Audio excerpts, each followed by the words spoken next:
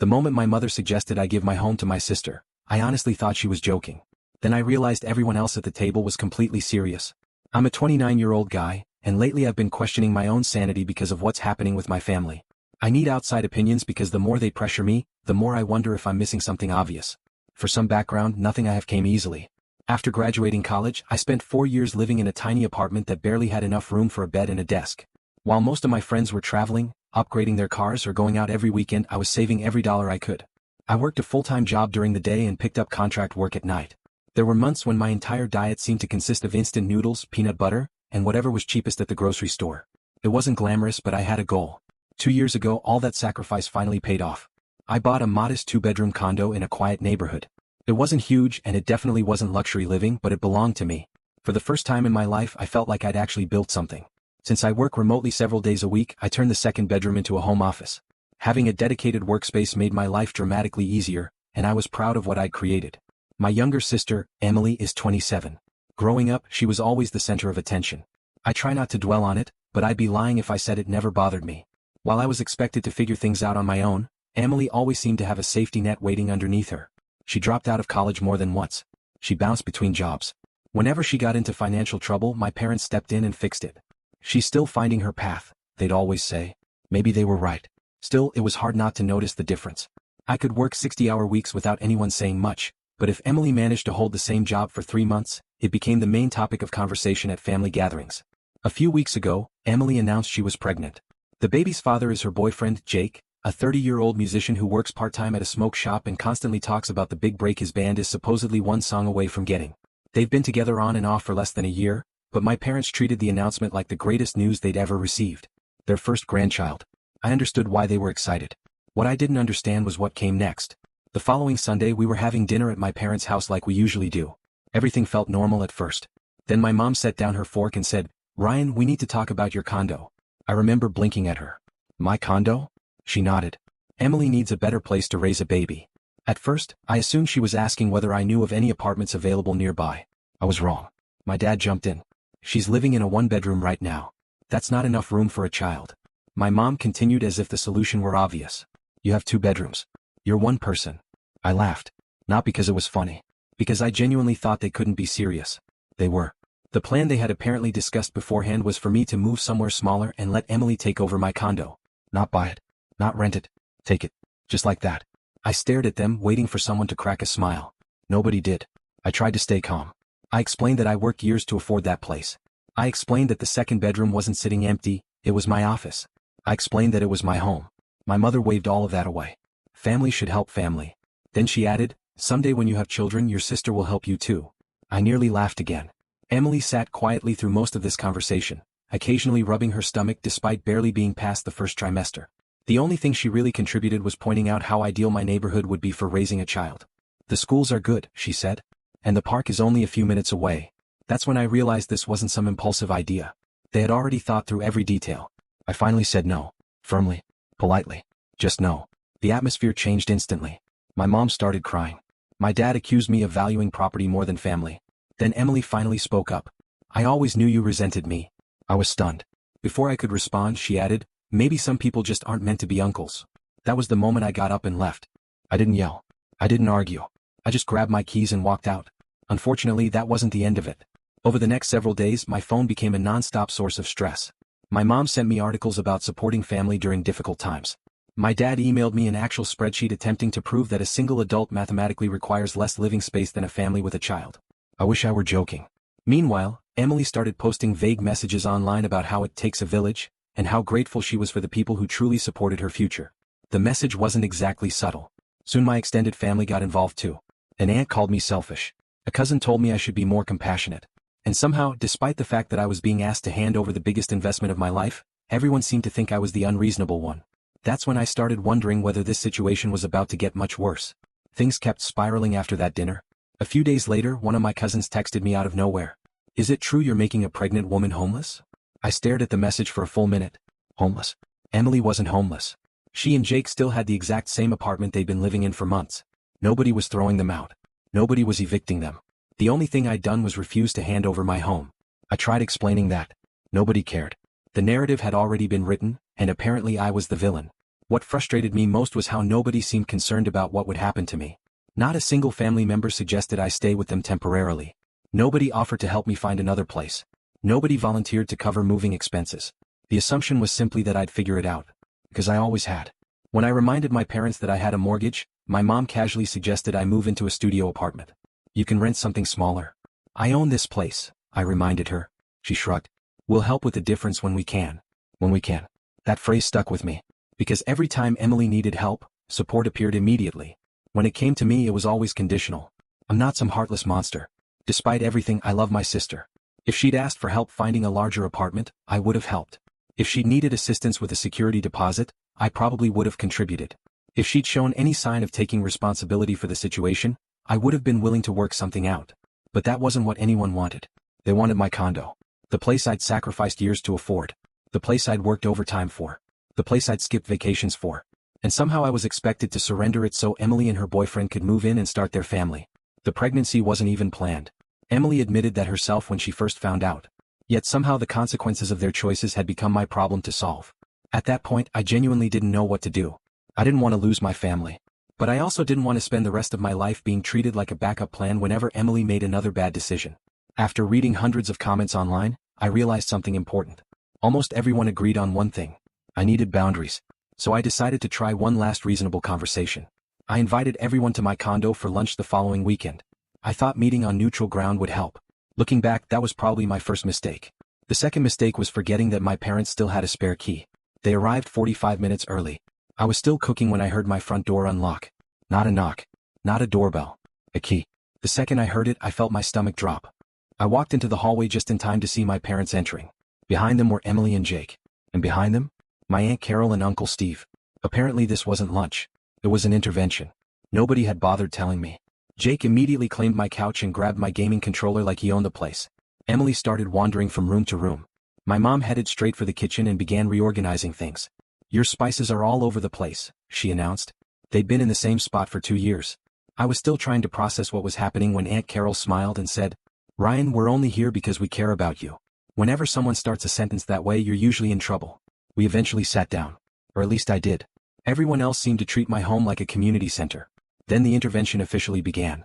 My father opened a laptop. I wish I were exaggerating. He had prepared an actual presentation. The title slide read, Maximizing Living Space for Modern Families. I almost laughed. Almost. For the next hour, everyone took turns explaining why I was wrong. My mother cried about becoming a grandmother. My aunt gave speeches about sacrifice and family duty. Emily talked about stress and morning sickness. Jake contributed exactly one useful comment. Unfortunately, that comment was asking whether the building had space for band practice. The building didn't even have a garage. At one point, I honestly wondered whether this was some elaborate prank. But nobody was laughing. They truly believed they were being reasonable. Eventually I spoke. I stayed calm. I didn't raise my voice. I didn't insult anyone. I simply explained that I understood Emily's situation, but my condo wasn't a family asset. It wasn't communal property. It wasn't available for reassignment. It was my home. And I wasn't giving it away. For a brief moment, the room went quiet. Then I noticed everyone exchanging looks. The kind of looks people give when they've already decided what comes next. And that's when I realized this intervention wasn't actually about convincing me. They had come expecting me to surrender. The second they realized I wouldn't, the entire mood in the room changed. I made one final attempt to be reasonable. I told Emily I'd help her search for a larger apartment. I even offered to contribute $1,000 toward a security deposit. In my mind, that was a fair compromise. Apparently, nobody else thought so. Emily suddenly stood up from the couch. Actually, she said, I want to check something. Before I could ask what she meant, she walked down the hallway toward my bedroom. My bedroom. Confused, I followed her. When I stepped inside, I found her standing in my walk-in closet using her phone flashlight to inspect the walls.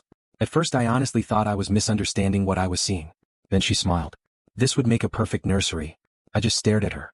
The closet is big enough for a changing table, she continued. And there'd still be room for storage.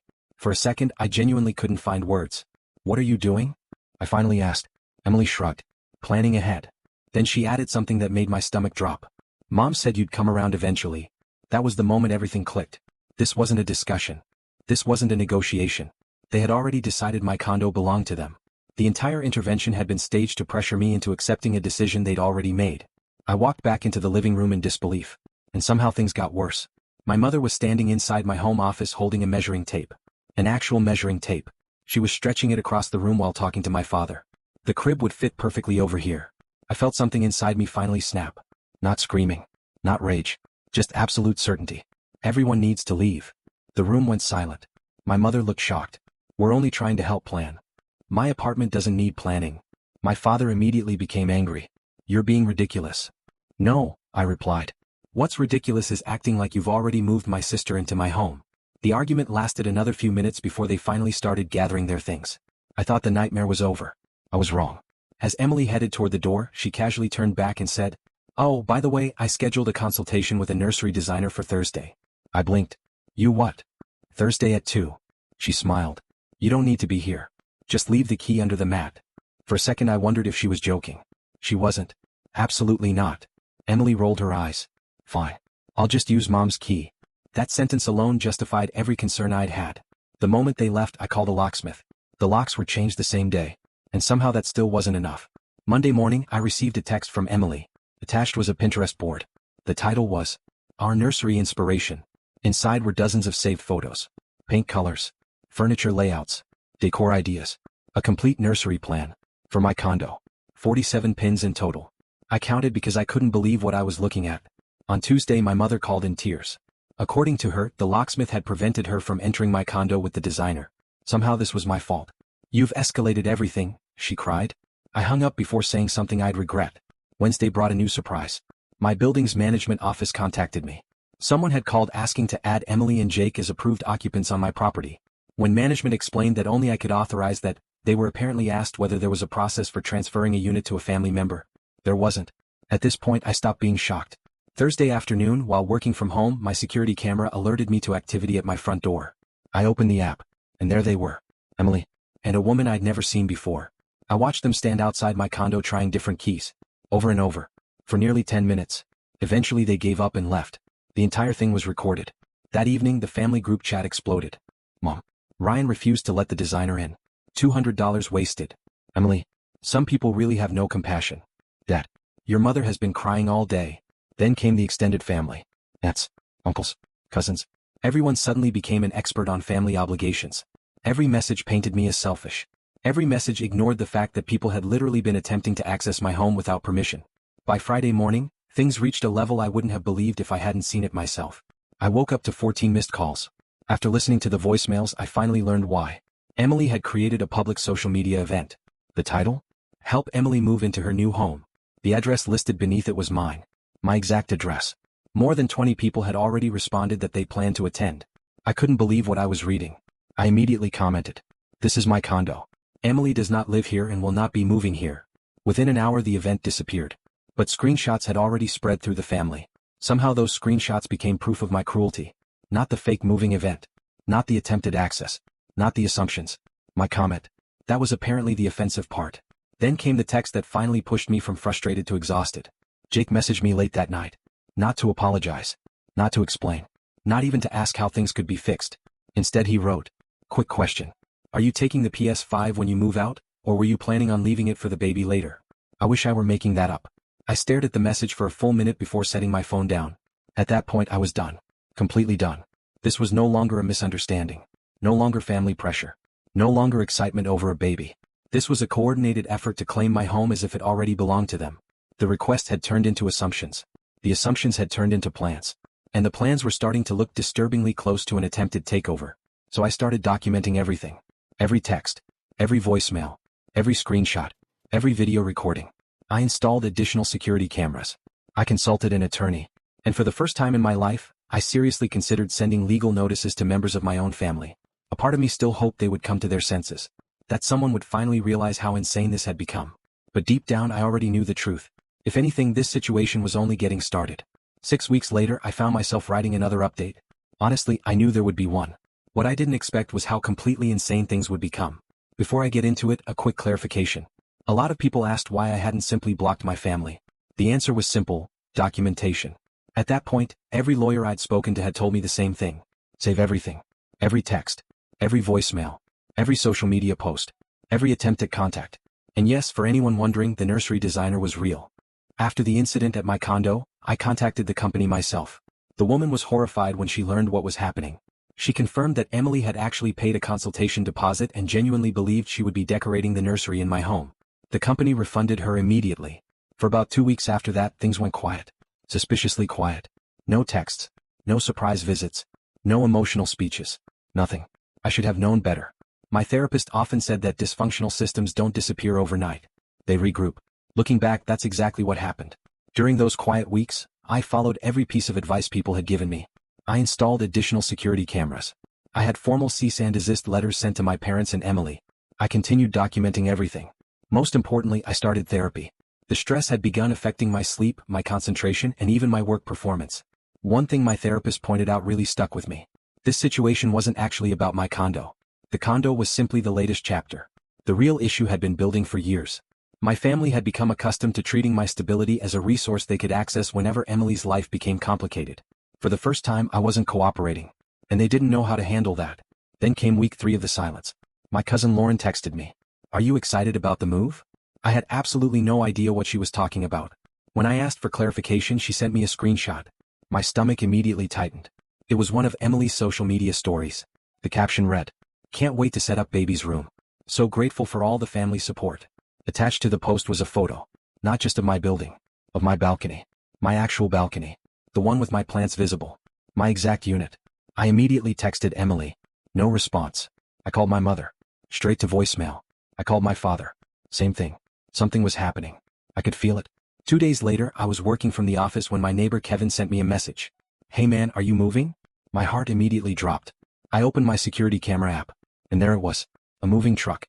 Parked directly outside my building. My parents' vehicle sat nearby. So did Emily and Jake's old Honda. I didn't even finish reading Kevin's message. I grabbed my things, told my manager I had a family emergency, and left. The 20-minute drive felt like 2 hours. Every possible scenario ran through my head. Maybe they were bluffing. Maybe there was some misunderstanding. Maybe. Then I arrived. The back of the truck was open. Inside were boxes. Furniture. A crib. Several packages labeled baby room. That's when reality hit. They weren't trying to move me out. They were trying to move Emily in. I ran toward the building. The lock on my condo door was still intact. Thank God. But voices echoed from the hallway. I slowed down and listened. My mother was talking on the phone. "Yes, the locksmith should be here soon. Boss. My son already approved everything. He just forgot to leave the key." I immediately pulled out my phone and called the police. While speaking to dispatch, I began recording video. A few minutes later, a locksmith arrived. I watched from a distance as my father approached him. Cash was already in his hand. That was enough. I stepped forward. "Don't touch that lock." Everyone turned. The locksmith looked confused. I pointed directly at my door. "I own this property. These people do not have permission to enter." The locksmith's expression changed instantly. My mother rushed toward me. "Ryan, thank goodness. We were just trying to—" "No." I cut her off. "I've already called the police." The silence that followed was almost surreal. Then Emily started crying. Real tears. Or at least what looked like real tears. "How can you do this to me?" she sobbed. "I'm pregnant." Jake somehow managed to make the situation even more ridiculous. "Dude, the truck rental expires at 4. That was his contribution. The truck schedule. Thankfully, the locksmith wanted no part of any of this. The second he realized there was a dispute, he got back in his vehicle and left. A few minutes later, the police arrived. I explained everything. The ownership documents. The security footage. The cease and desist letters. The attempted entries. The fake move-in plans. My family tried to frame it as a misunderstanding. The officers clearly weren't buying it. Then something unexpected happened. One of the 2 men who had arrived with the truck started getting nervous while officers checked identification. Very nervous. Turns out there was an active warrant for unpaid child support. He was arrested right there in the parking lot. The second man turned out to be someone they'd hired to help move furniture. When officers explained that removing someone's belongings without permission could potentially constitute an illegal eviction, he suddenly became very interested in leaving. Which he did. Immediately. The officers then made things crystal clear. My parents, Emily, Jake, all of them were ordered to leave. They were formally warned not to return to the property. Any future attempt to enter could result in criminal consequences. My father completely lost his temper. His face turned bright red. He pointed directly at me and shouted, "You're destroying this family." People in the parking lot were watching by then. Residents had stepped onto balconies. Neighbors were staring through windows. And standing there, listening to my father accuse me of destroying the family while he was literally trying to help someone take my home. I realized we had crossed a line that couldn't easily be uncrossed. And somehow the worst part was still coming. The scene somehow became even more absurd after the police told everyone to leave. My mother broke down completely. Between sobs, she accused me of putting so much stress on Emily that I was endangering the baby. My sister stood there crying too. Not because she just tried to move into someone else's home without permission. No. Because she'd already told people she was moving. I gave everyone the new address, she kept saying. Do you know how embarrassing this is? I remember staring at her in disbelief. Embarrassing? That was the concern? Meanwhile, Jake looked at the moving truck and asked the officers, "Can we at least unload some of this stuff? It's already packed." Even one of the officers looked stunned by that question. Eventually everyone was escorted off the property. I stayed outside until every vehicle was gone. That's when I looked inside the moving truck. And that's when the full reality hit me. This wasn't a bluff. This wasn't pressure. This wasn't a negotiation tactic. Their entire apartment was packed inside. Furniture, boxes, clothes, kitchen supplies, everything. They had fully committed to moving into my condo that day. They genuinely believed it was happening. When I finally returned upstairs, I found something waiting in my mailbox. An envelope. At first I assumed it was another guilt-filled letter. Instead, it was somehow worse. Inside was a rental agreement. A professionally formatted rental agreement. According to the document, I had supposedly agreed to rent my condo to Emily beginning 3 weeks later. Monthly rent? $500. My mortgage payment was nearly 5 times that amount. The document had already been signed. Emily's signature was there. My parents had signed as witnesses. The only signature missing was mine. Attached was a handwritten note. Ryan, we thought this was the fairest solution. You can stay with us while you find something smaller. Love. Mom and Dad. I sat at my kitchen table staring at the paperwork. A horrible realization slowly settled in. They weren't trying to convince me anymore. They were preparing to create a paper trail. Maybe they planned to pressure me into signing. Maybe they planned something even worse. Either way, it felt dangerously close to fraud. The rest of that day became a blur. I contacted building management. Formal trespass notices were issued. I spoke with my attorney. I updated emergency contacts at work.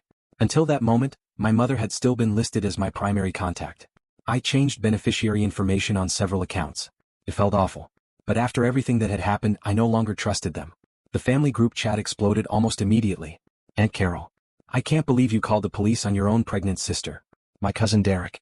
Money really changed you. Uncle Ron. Your grandparents would be ashamed. Then came my parents.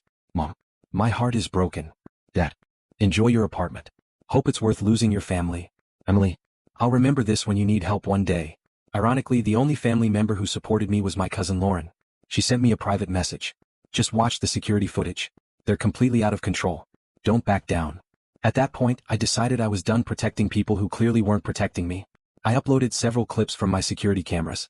Nothing private. Nothing edited. Just the truth. People could judge for themselves. The reaction was immediate. Some relatives stopped contacting me altogether.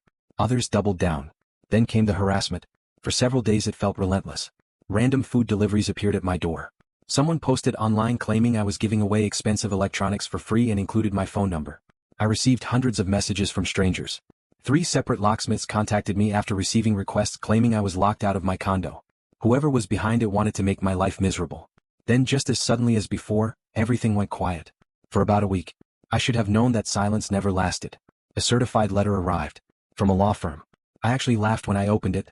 Not because it was funny. Because it was so ridiculous that my brain didn't know how else to react. My family was suing me. The complaint listed multiple claims. Emotional distress. Breach of verbal agreement. Wrongful eviction. Property-related damages. Moving expenses. Storage costs. The total amount they wanted was $15,000. And somehow, buried in the paperwork, was language suggesting they still believed they deserved access to my condo. I immediately forwarded everything to my attorney. He called me later that afternoon. The first thing I heard was laughter. Actual laughter. Once he regained composure, he told me it was one of the weakest cases he'd seen in years. Then his tone became more serious. Because while their lawsuit was ridiculous, some of their actions weren't. The fake rental agreement. The attempted entry. The misrepresentations. The harassment campaign. Those things created real legal concerns. His recommendation? Counterclaim. And that's exactly what we began preparing. Then I learned one final detail that somehow made the entire situation even more absurd. Remember how Emily and Jake had packed up their apartment? Turns out they had already given notice to their landlord. They genuinely believed they were moving into my condo. By the time reality caught up with them, they had nowhere to go. So they moved in with my parents. And according to my cousin Lauren, things weren't going well. Apparently Jake left dirty dishes everywhere. His band practiced in my parents' garage for hours. Emily had taken over much of the house. Everyone was stressed. Everyone was frustrated. Everyone was blaming everyone else. The irony wasn't lost on me. For months they had insisted that housing Emily was a family responsibility. Now they were finally doing it themselves. As for me, for the first time in a long time I felt surprisingly peaceful. My condo was secure. The locks had been changed. The cameras were running. Therapy was helping me unpack years of resentment and family dynamics I'd ignored for too long. And despite everything that had happened, I had absolutely no regrets about saying no. Still, part of me wondered how a disagreement over an apartment had managed to expose so many cracks that had been hiding beneath the surface for years. And somehow, despite everything, the legal battle was only beginning. For the first time in months, my condo actually felt like a home again. No surprise visits. No angry phone calls. No relatives lecturing me about family obligations. Just peace. I even started thinking about redecorating my office. At one point I joked to a friend that maybe I should create a Pinterest board and send it to Emily. He laughed harder than he probably should have. A lot of people kept asking whether this story was real. Honestly, I understood the skepticism. If someone else had told me this story a year earlier, I probably wouldn't have believed it either. But every text message, every video recording, every legal document, every police report was sitting in folders on my computer. I wished none of it existed. But it did. Therapy continued helping me process everything. One thing I learned was that setting boundaries often reveals who benefits from you not having any. That observation explained my family better than anything else ever had. I also heard from the locksmith who had shown up during the moving truck incident. Apparently, he tracked down my contact information through the police report. He wanted to make sure I was okay. During our conversation, he told me something surprising. In more than 2 decades of work, he'd seen several situations where family members attempted to claim homes, properties, or inheritances they believed they deserved. Not identical situations, but close enough that he wasn't shocked by what happened. Before ending the call, he offered to testify if it ever became necessary. Thankfully, it eventually was. 3 months later, everything finally came to an end. Or at least as much of an ending as real life ever gives you. The lawsuit my family filed against me didn't last long. Within weeks, the judge dismissed it entirely. According to my attorney, the court viewed most of the claims as unsupported and a waste of judicial resources. Apparently even their own lawyer had warned them not to pursue it. They ignored him. That part didn't surprise me. What happened next did. Our counterclaims moved forward. And unlike their lawsuit, ours came with evidence. A lot of evidence. The documentation I'd spent months collecting suddenly became extremely important. The phone records. The messages. The delivery scams. The false advertisements. The security footage. Everything. Several claims were resolved through settlements and court agreements. Financial damages were awarded. Legal fees were ordered to be reimbursed. Additional penalties were imposed related to some of the documented conduct surrounding the attempted move-in scheme. But the most shocking discovery happened during the legal process itself. While gathering evidence, my attorney uncovered conversations none of us knew existed. Messages between Emily and people outside the immediate family. Those messages revealed something that completely changed how I viewed the entire situation. The condo had never been intended as a temporary solution. It was the long-term plan. According to those conversations, the strategy was remarkably simple. Move into my condo. Get comfortable. Pay a small amount at first. Gradually stop contributing financially once the baby arrived. Count on family guilt to prevent me from taking action. Eventually pressure me into giving up ownership entirely. Reading those messages was surreal. Not because they were complicated. Because they were so casual. As if my home were already theirs. As if my opinion didn't matter. As if the outcome had already been decided. One message in particular stood out. Emily confidently claimed that after living there long enough, she'd have legal rights to remain indefinitely. The problem? She had completely misunderstood how the law worked. My attorney described it as legal advice obtained from social media, which explained a lot. When those messages were introduced as evidence, they did not help her case. At all. The courtroom reaction was impossible to forget. Even people who had previously viewed the situation as a simple family dispute suddenly saw something very different. A plan. A deliberate plan. And that changed everything. The fallout spread beyond the courtroom. Restraining orders were granted. Contact became heavily restricted. Communication was limited to attorneys and necessary legal matters. For the first time in my life, there was genuine distance between me and my parents. That part hurt more than I expected. Even after everything. Meanwhile, the extended family started changing their tune. Funny how quickly opinions shift when actual evidence appears. Relatives who had publicly criticized me suddenly became very quiet. Several deleted social media posts. Others claimed they never fully understood the situation. A few reached out privately to apologize. Most didn't. The family eventually split into 2 camps. Those who believed family should be forgiven no matter what. And those who couldn't believe my parents and sister had gone as far as they did. According to my cousin Lauren, family gatherings became uncomfortable. My name came up constantly.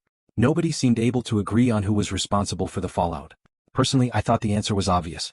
But I stopped trying to convince anyone. I was tired. And honestly, I was ready to move on. Then there was the baby. The child who had somehow become the center of this entire disaster before even being born. And that's where things became more complicated than I expected. 2 months after everything finally settled down, Emily gave birth to a baby girl. I didn't find out from my parents. Or from Emily. I found out through Lauren. That's how disconnected things had become. A lot of people have asked whether I've met my niece. The answer is no. And honestly, I don't plan to. Maybe that sounds cold. Maybe it is. But after everything that happened, I know exactly how these situations work. One conversation becomes two. Two become family meetings. Family meetings become guilt trips. And before you know it, you're right back inside the same cycle you fought so hard to escape. I feel bad for the baby. None of this is her fault. But I can't sacrifice my own peace trying to save everyone else's chaos. Ironically, the housing situation they claimed was an emergency never actually got solved. Because after the failed move-in attempt, Emily and Jake couldn't simply return to their old apartment. They had already given notice.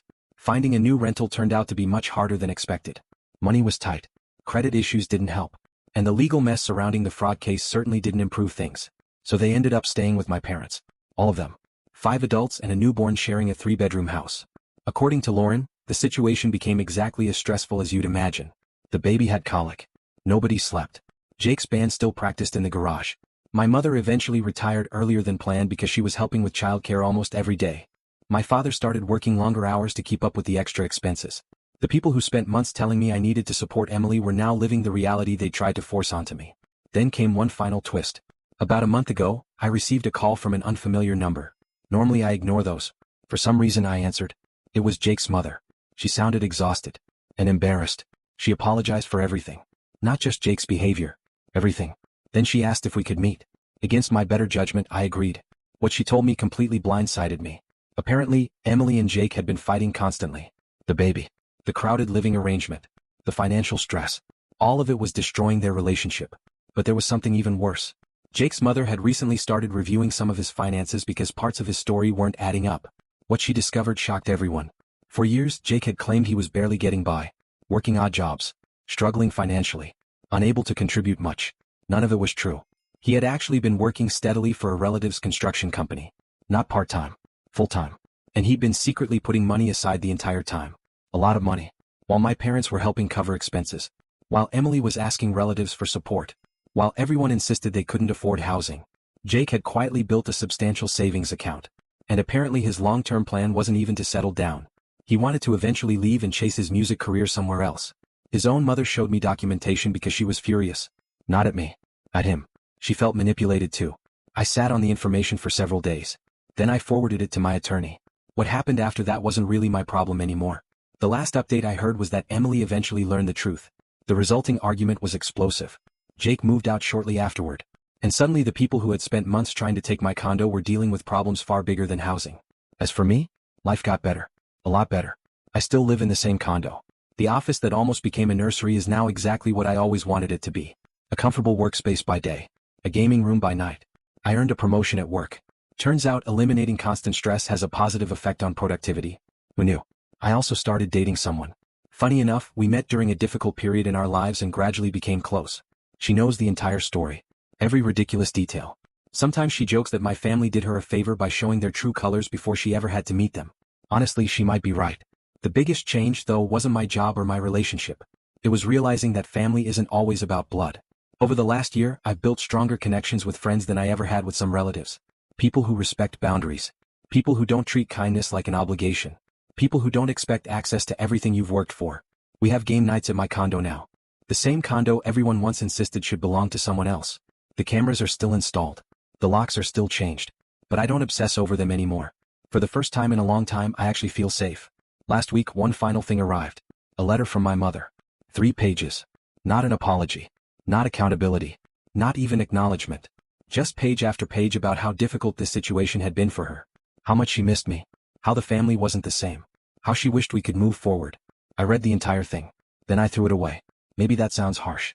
Maybe someday I'll feel differently. But right now, I don't think healing can happen without honesty. And honesty is the one thing they've never been willing to offer. Before I end this story, there's one thing I haven't told anyone except my attorney and a close friend. Despite everything, I couldn't stop thinking about my niece. She's innocent. She didn't ask for any of this. So a few months ago, I quietly set up a trust for her. Nothing extravagant. Just a small education fund that nobody in my family knows exists. Her parents can't access it. My parents can't touch it. She won't even know about it until she's an adult. Maybe one day she'll understand why her uncle stayed away. Maybe she won't. But at least she'll have something that belongs entirely to her. And maybe that's my way of helping without sacrificing the boundaries I fought so hard to build. Looking back, I sometimes wonder if I should have handled some things differently. Maybe posting the footage online escalated the conflict more than necessary. Maybe cutting everyone off completely was harsher than it needed to be. But then I remember the moving truck, the fake lease, the locksmith, and the plans they made behind my back. And I honestly don't know what other choice I had. So, AITA for refusing to give my condo to my pregnant sister and cutting my family out of my life when they tried to take it anyway?